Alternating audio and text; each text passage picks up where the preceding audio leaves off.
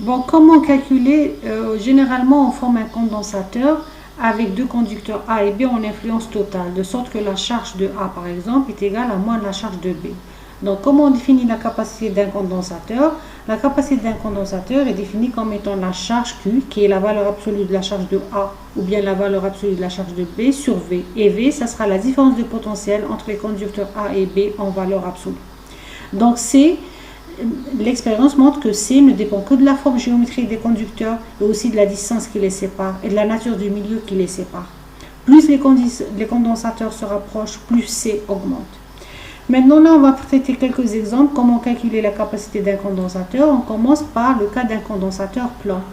Donc, un condensateur plan, c'est un condensateur constitué de deux conducteurs parallèles, identiques, de dimension infinie. Bon, quand on dit de dimension infinie, c'est-à-dire tout simplement les dimensions de chaque plan qui forme un conducteur est très grande devant la distance qui sépare le conducteur, comme c'est représenté sur ce schéma. Donc les deux conducteurs qui forment le condensateur sont en influence totale, donc la charge de l'un est égale à moins la charge de l'autre. Donc bien sûr, le conducteur qui est relié à la bande positive va porter une charge positive, l'autre conducteur va porter une charge négative. Donc d'après le théorème de Gauss, on a déjà calculé le champ créé par un plan de dimension infinie.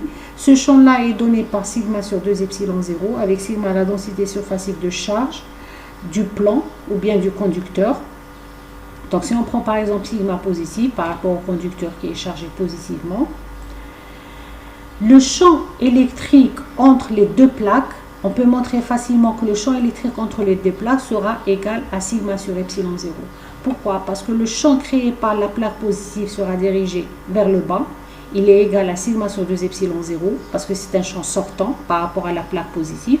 Le champ de la plaque créé par la plaque négative, il est rentrant par rapport à la plaque négative. Donc il aura le même sens et la même direction que le champ créé par la plaque positive. Donc le champ total entre les deux plaques, c'est la somme des deux, ça sera sigma sur epsilon 0.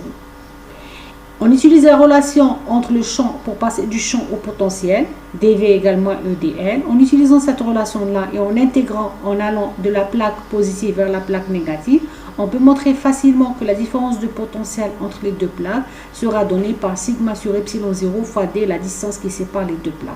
Sigma n'est rien d'autre que Q sur la surface d'une plaque. Donc la différence de potentiel sera donnée par cette relation-là. Et donc la capacité qui n'est rien d'autre que la charge de l'une des plaques en valeur absolue sur la différence de potentiel en valeur absolue entre les deux plaques